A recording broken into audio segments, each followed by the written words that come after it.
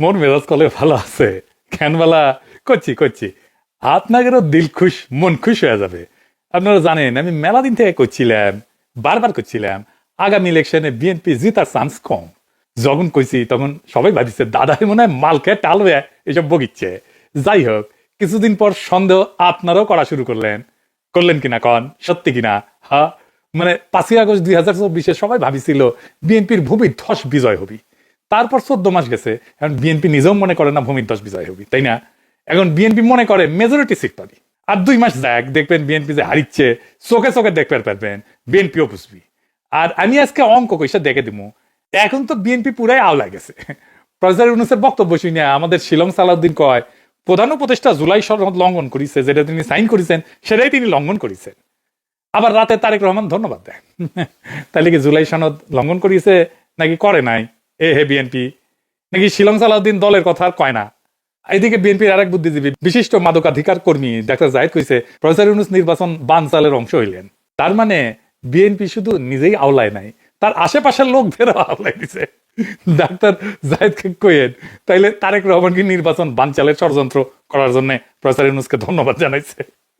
এই যে এরা হুদাই চিল্লে গেছে নির্বাচন বানচালের ষড়যন্ত্রের কথা, এটা যে হুদাই চিল্লেছে বুঝতে পারছেন তো? আমার নামও কইছে আমি নাকি নির্বাচন বানচালের ষড়যন্ত্র করেছি। বিএনপির নেতা কর্মী সমর্থকদের দশা হয়েছে বানে ভাষা গুয়ের মতো। বানে ভাষা গু দেখছেন, হ্যাঁ, ডিরেকশন ছাড়া ভেসে বেড়ায়। তারপরে কোনো বাস বা খুঁটা পেলে ওর গোড়া তাইসা জমা হয়।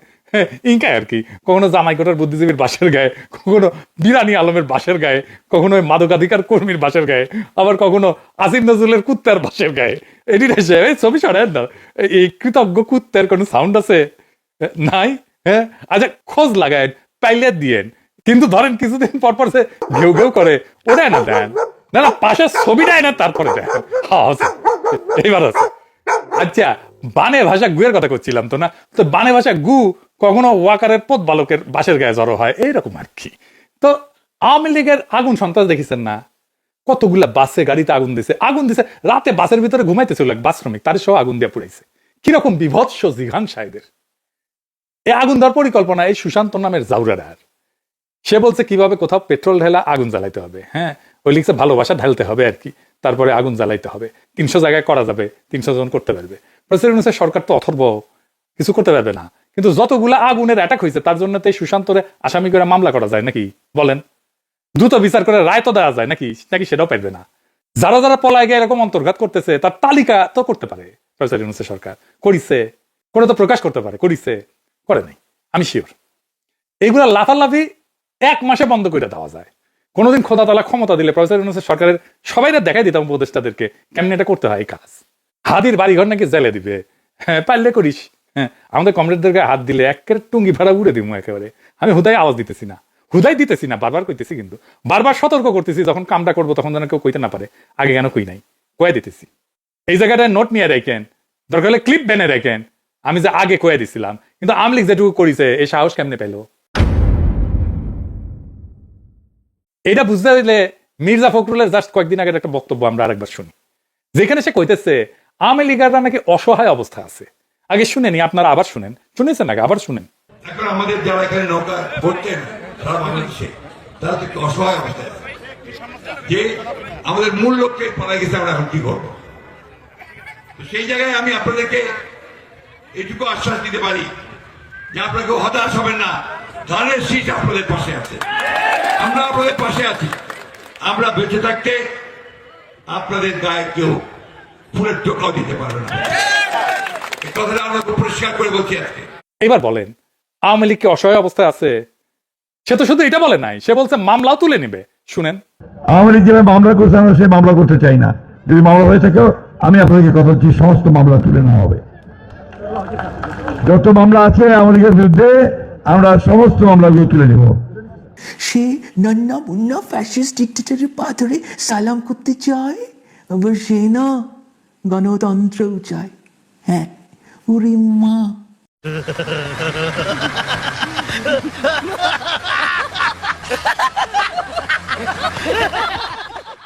তো শিয়াব একটা কার্টুনে গেছে, মির্জা ফখরুল আওয়ামী দুর্বৃত্তদের ছেড়ে দিতেছে জেল থেকে, এডিটর সাহেব দেখান পাশে।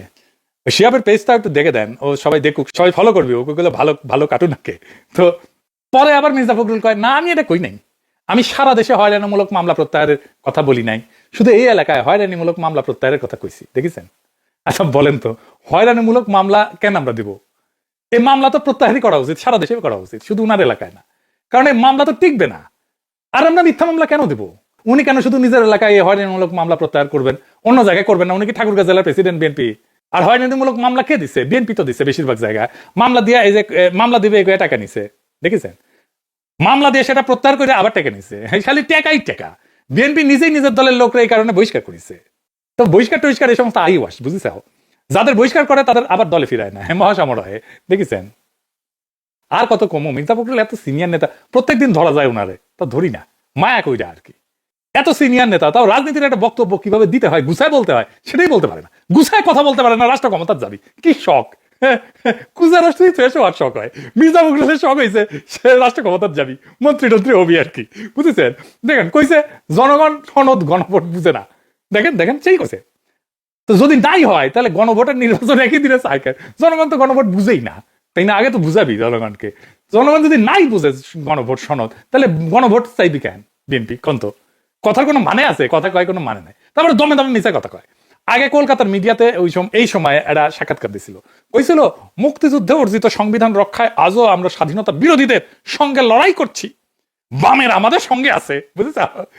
আবার দেখেন কইছে তবে বিএনপির পক্ষে আমি আশ্বাস দিচ্ছি, জামাতকে আর সুবিধা নিতে দেব না, আমরা চাই ভারত সবার সঙ্গে যোগাযোগ রাখুক, বুঝেছ? আমরা কলকাতা যাব, কলেজ স্ট্রিট থেকে কত বই কিনেছি, আবার সেই সুযোগ পাবো, সিনেমা থিয়েটারও দেখবো, মানুষে অবাধে যোগাযোগ হবে, ভিসা প্রক্রিয়া সাবলীল হবে, ভারতীয়রাও বাংলাদেশে স্বাগত, ভুল বোঝাবুঝির অপসার ঘটুক। আহারে আহারে কি স্বপ্ন দেখে মন খালি শুধু। তো পরে বিএনপি কয় এই সাক্ষাৎকার ভুলভাবে উপস্থাপন হয়েছে, ঠাপ খেয়া। তারপরে আরো বেশি ঠাপ খেয়েছে, তখন মির্জা ফখরুল নিজেই কয় এটা আমি দেই না সাক্ষাৎকার, এটা এআই দিয়ে তৈরি করা হয়েছে। তারপরে অনামিত্র মজুমদার যে সাক্ষাৎকার নিয়েছে তার ছবি সহ নিউজ ছাপে দিচ্ছে, দেখেছে? হ্যাঁ, কেমন মিছা কথা কয়, কেমন মিছা কথা কয়! মানে এটা মানুষের মিছা কথা পরে একটা লেভেল আছে। তো বুড়া বয়সে মানুষ মিছা কথা কম কয়, যত বয়সে বাড়িচ্ছে এ বেটা মিছা কথা তত বেশি করছে। জামাই কোটের বুদ্ধিজীবী অনারের কথা বলে, অনার কোটের কথা বলে, এই হইতেছে বাটপারদের অনার, বাটপারি করবে তারপরে আবার অনারের কথা কইবে। মানে এই বাটপারির সীমা নাই। ইন্ডিয়ার গোয়া সাইড ধরা পড়লে বলবে কই না তো, আমি তো বলিনি। এই বাটপারি সীমাহীন, এটা ব্যক্তিগত স্খলন হইলে বুঝতাম, এটা জাতির সাথে প্রতারণা, মিছা কথা কওয়া। আর কি কব, এদের কোনো শিক্ষা হবে না, কোয়ার কোনো শিক্ষা হবে না, এবার ক্ষমতা যাবে চায়, এটা হইতেছে বড় কথা। বাংলাদেশের রাষ্ট্র ক্ষমতা যেতে চায়, মানে মনে করিস যেহেতু হাসিনা গেছে আমরা কেন না, হাসিনাও তিনকে করে গেছে, কথা কয়ে মিছা দিতে কথা কয়ে এখনো কয়। শুধু কি তাই, দেখেন নাটোর 4 আসনে বিএনপি মনোনয়ন দিছে আব্দুল আজিজ, সে কি কইতেছে? সে নিরাপদে রাখবে আওয়ামী লীগারদের, শুনেন। আওয়ামী লীগের ভাইরা বিনয় সহিত বলি, দয়া করে মায়া করে আপনাদের নিরাপদে রেখেছি। আমরা যদি ক্ষমতায় যেতে পারি, আমি যদি এমপি নির্বাচিত হতে পারি, আমার বিএনপি নেতা কর্মীরা যেভাবে নিরাপত্তার চাদরে থাকবে, আওয়ামী লীগের প্রত্যেকটা নেতা কর্মী সমর্থক আমরা নিরাপত্তার চাদরে ঢেকে রাখতে চাই। আপনারা আমাদের অসম্মান করবেন না, আপনারা আমাদের সম্মান দিবেন। আপনাদের নিরাপত্তার দায়িত্ব আমার কাঁধে আমি তুলে নিব, আপনাদের কাছে ওয়াদা দিয়ে নিলাম। দেখেছেন, শুনেছেন? হ্যাঁ, আবার দেখেন আওয়ামী লীগারদের কইতেছে আমাদের সহযোগিতা করেন, আমরা আপনাদের হেফাজত করব। বিএনপি আগামীতে সরকার গঠন করবে, আমি চাই সেই অত্র এলাকার জাতীয় সংসদে যেন আমাদের বিএনপি প্রার্থী সংসদে যেতে পারে। আওয়ামী লীগ ভাইদের উদ্দেশ্যে বলতে চাই, আপনারা আমাদেরকে সহযোগিতা করেন, আমরা আপনাদের হেফাজত করবো, যাতে আপনাদের উপর কোনো অবিচার অত্যাচার না হয়। ভাইরা আমার, রংপুর 4 আসনের এমদাদুল হক ভরসা, দেখেছেন? ভরসা দিতেছে। হ্যাঁ, আবার দেখেন শরীয়তপুরের এমপি ক্যান্ডিডেটের মিটিং এ যুবদল নেতা মোস্তাক মাসুম বালা ও কইতেছে আওয়ামী লীগারদের যে জামাত যেন ভোটে না জিতে, তারা জিতলে গেলে হাসিনাকে ফাঁসির দিবে, তারপর ক্ষমতা যাবে। বেয়াকুব বুঝেও নাই। আগে শুনেন। যারা আওয়ামী লীগ করেন, আপনাদের উদ্দেশ্যে আমার 1 মিনিট কথা। আওয়ামী লীগ বিগত সরকারের সময় সবচাইতে বেশি ক্ষতি করেছে জামাত ইসলামের। তাদের যেই সমস্ত নেতাদেরকে ফাঁসি দিয়েছে, এইটা জামাত ইসলামের পূরণ করার মতো না। জামাত ক্ষমতায় যায়, শেখ হাসিনার ফাঁসিতে তুলে তারা শপথ গ্রহণ করে। বেয়াকুব বুঝেও নাই। ওই মিটিং এ সবাই এই কথায় জামাতকেই ভোট দিবে, কারণ তারা চায় হাসিনার ফাঁসি হোক। বগুড়ার এমপি প্রার্থী কাজী রফিকুল ইসলাম কইছিল ধানের শীষ মানে নৌকার বিষয়, সেটা আবার বিএনপির মিডিয়া সেল থেকে কওয়া হয়েছে এটা মিছা, এডিটেড। আসল ভিডিও দেখুন, সত্য জানুন। আগে ভিডিওটা শুনেন। ধানের শেষ মানে তার বিজয়, ধানের শেষ মানে বিএনপির বিজয়, ধানের শেষ মানে খালেদা জিয়ার বিজয়, আরে ধানের শেষ মানে তারেক রহমানের বিজয়, আরে শেষ মানে সোনাতলার বিজয়, আরে শেষ মানে সোনাতলার বিজয়, আরে শেষ মানে বাংলার বিজয়, আরে শেষ মানে বাংলাদেশের বিজয়। শুনেছেন? আসল ভিডিও বিএনপির মিডিয়া সেল দেন, আমরা দেখি, দেয় নাই কলে উঠি। হ্যাঁ, এটা ওর নিজেরই ভেরিফাইড পেজে ছিল। আর এক অ্যাঙ্গেল থেকে দেখেন।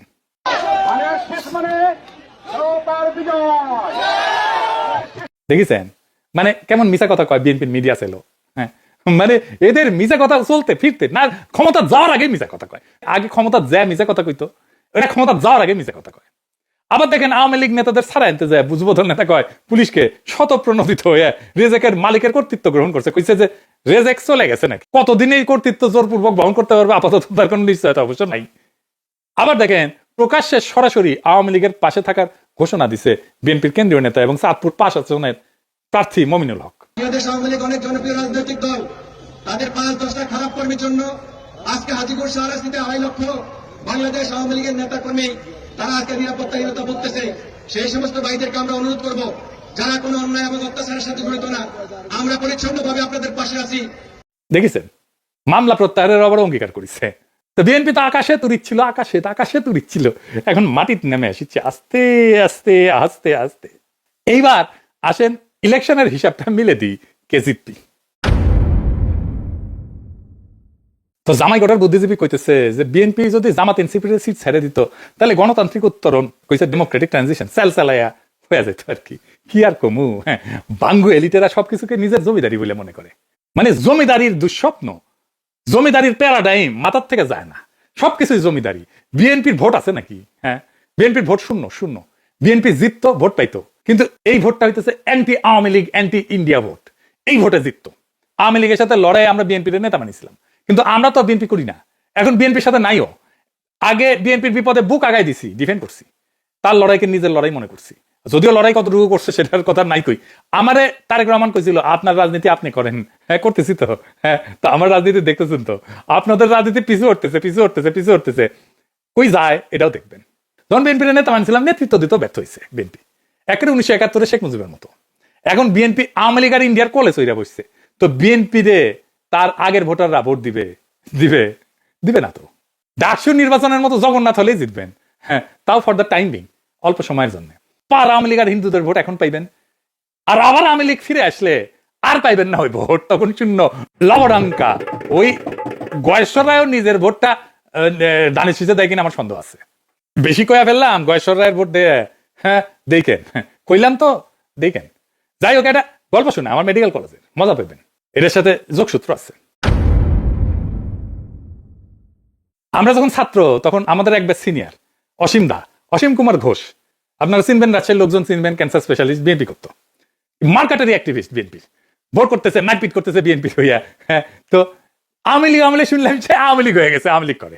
হ্যাঁ, হিন্দু কোঠাত বুঝাও, আওয়ামী লীগের মার্কেটারি মেম্বার হয়েছে। তো ওই যখন দুঃসময় তখন হিন্দু সম্প্রদায় বিএনপির পিছিয়ে যায়, বিএনপি হয়ে যায়।